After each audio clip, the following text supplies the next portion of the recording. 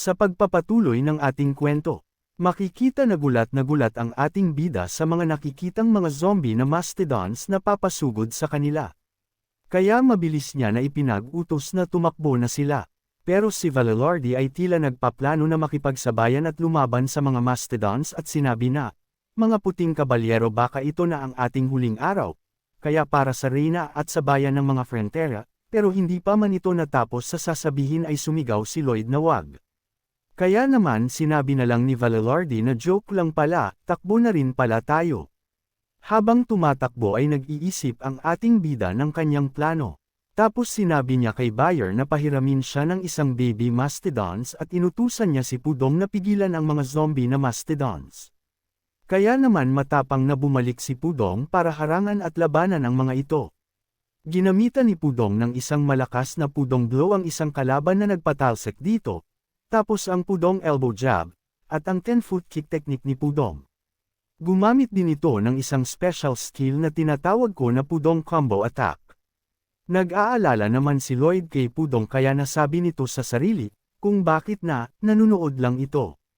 Dahil sa sobrang dami ng kalaban ay nahihirapan si Pudong na lumaban, pero gayunpaman ay nagagawa niya pa rin na makipagsabayan sa mga ito, pero dahil sa sobrang dami ay talagang makikitang hirap si Pudong. Hanggang sa sumigaw si Lloyd na, "Hoy! Mga bulok na maliit na elefante." Kaya tila napatigil ang mga mastodons sa pag-atake kay Pudong, at makikita si Lloyd na may hawak na isang baby na mastodons. Kung saan ginamit niya ito bilang isang hostage kaya dahil dito ay natuon sa kanya ang atensyon ng mga zombing mastodons. Habang kagat-kagat nito ang tenga ng baby na mastodons ay sinasabi ni Lloyd na, "Mas mabuting iligtas nyo muna itong hawak ko, kung ayaw nyo na balatan ko ito mula ulo hanggang paa."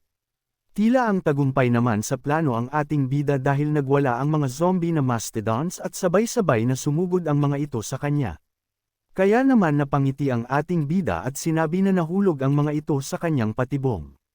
Matapos nun ay nagpasalamat ito sa baby na mastodons dahil sa magaling na pag-arte nito at sila ay mabilis na tumakbo. Sinabi ni Lloyd kay Pudong na, kailangan nilang makalagpas sa lambak na ito para makapagtago sa kagubatan sa likod nito. Kaya mabilis na tumakbo si Pudong papunta sa sinasabi ni Lloyd, habang ang mga workers niya naman ay nagpapasalamat sa muling pagliligtas ni Lloyd sa kanila. Sa kagubatan naman ay makikita si Gomings tamad na relax at may pakanta-kanta pa. Nang biglang may humuli sa kanya, at ito pala ay si Javier. Sinabi ni Javier na, "Di ba may red sunflower ka na mula kay Master Lloyd, 6 miles north, gaano katagal makakarating dun?" Matapos nun balik sa eksena kung saan hinahabol ang ating mga bida, kung saan sila ay malapit ng maabutan ng mga zombing mastodons, kung kaya gumagamit si Lloyd ng mana blast na nagresulta sa pagsabog ng mastodons. Pero biglang napahinto si Pudong, pagtingin ni Lloyd ay nakita niya na ang lugar ay dead end na. Ginamit ni Lloyd ang kanyang surveying skill para tignan kung makakaya ba itong akyatin ni Pudong, pero sa nakikita niya ay hindi ito magagawa ni Pudong na maaaring ikapahamak lang din nila. Kaya naman medyo natatarante na si Lloyd sa pag-iisip ng kanyang gagawin. Pero sinabi nito na kalma lang self, kaya natin ito. Kaya bumaba si Lloyd mula sa pagkakasakay kay Pudong, kaya naman si Pudong ay makikitang nag-aalala. Iniutos ni Lloyd kay Pudong na, tumabi ito sa isang sulok at hawakan ng maigi ang baby mastodons. Sinabi ni Lloyd sa sarili na, nag-aalala ako noon, na kung gagamitin ko ang aking triple core mana blast na kung saan muntik ko nang ikamatay.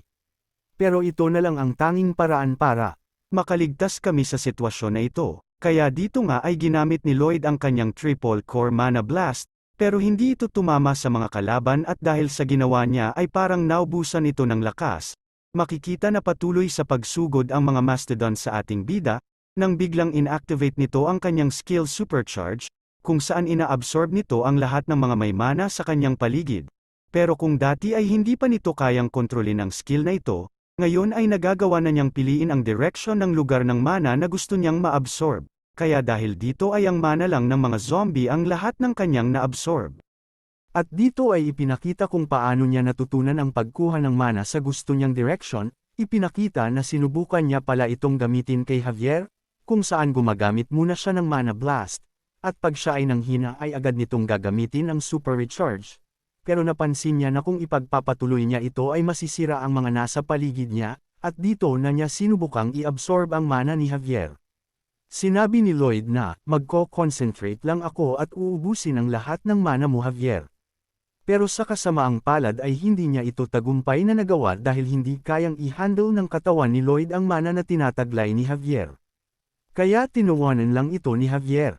Pero kahit hindi nito nagawa ang plano niya kay Javier ay sinabi nito na at least ay alam na niya na pwede niyang piliin ang direksyon ng mana na gusto niyang i-absorb.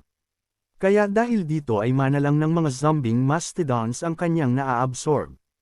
Pagkatapos ng paggamit ng super recharge skills ay tumaas ang physical ability ni Lloyd ng 600%.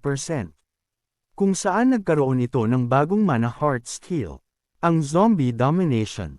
Kung saan nagagawa na nitong makontrol ang mga zombie o mga undead na may mababang mana kesa sa kanya.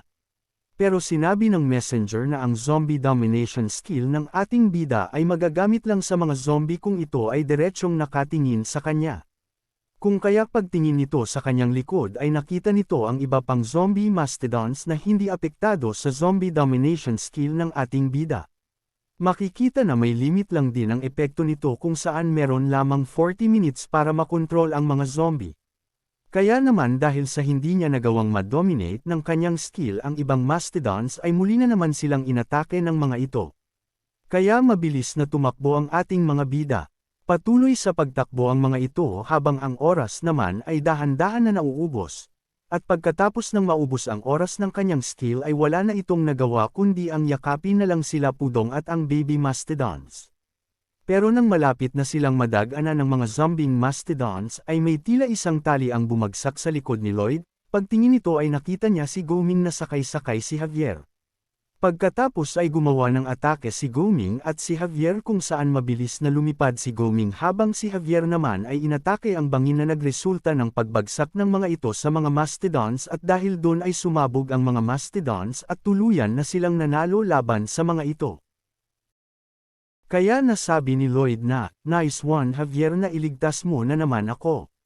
Samantala galit na sinabi ni Javier na, "Paano mo nagagawang ngumiti sa mga oras na ito?"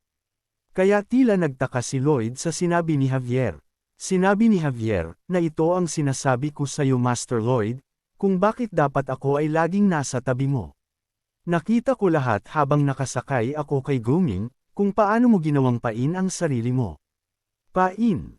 Ang plano ko lang naman ay pagsama-samahin silang lahat sa isang lugar at pagkatapos ay sabay-sabay ko silang aatakihin sabi ni Lloyd. Nagtagumpay ka naman ba? Tanong ni Javier. Bakit mo pa itatanong kung nakita mo naman lahat? Ano ba talaga ang gusto mong sabihin? Tanong naman ni Lloyd. Kaya sinabi ni Javier na, tingnan mo rin ang sarili mo kahit minsan, ano na lang ang mangyayari sa bayan natin kung wala ka dito. Marami ang buhay na nakasalalay sa iyo. Kaya sana sa susunod ay mag-ingat ka din.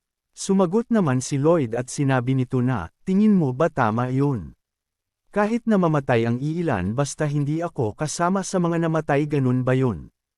Kaya sinabi ni Javier na, hindi ganyan ang ibig kong sabihin.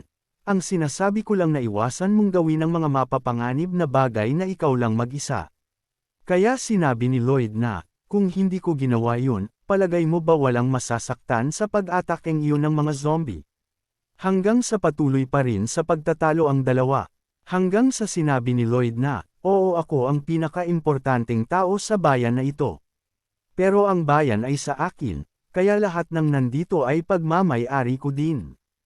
At dahil sa ako ang nagmamay-ari, walang ibang po-protekta sa kanila kundi ako lang din. Kaya sinabi ni Javier na, so ang ibig mong sabihin patuloy ka pa rin gagawa ng mga mapanganib na bagay. Na sinagot naman ni Lloyd na, oo at ako ang gagawa ng mga pinakadelikadong trabaho.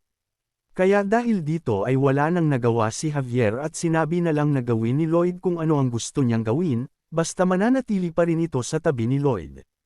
At dahil doon ay muli na naman na tumaas ang approval rating ng ating bida mula kay Javier. At sinabi ng messenger na handang mamatay si Javier kung sakaling mahaharap din sa panganib si Lloyd.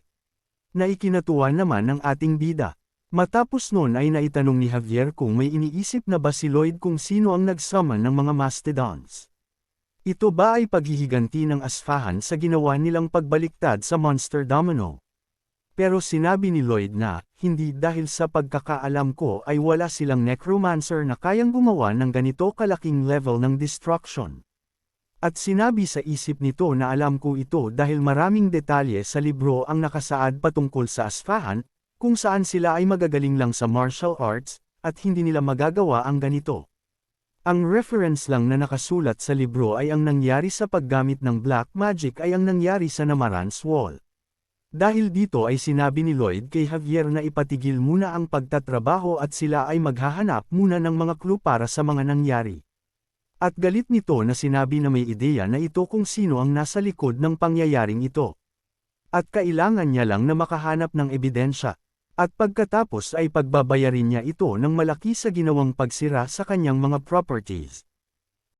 Hanggang dito na lang muna tayo mga idol, shoutout nga pala John Nico Ray Galo, John Kim para Quillay, sayo din idol Edwin Salas, Carlo na nandito daw lagi para sa akin, salamat idol Angelo Criligo, idol Ariel Albino at Kevin Padua ito na ang request mo, salamat sa solid na suporta mga idol.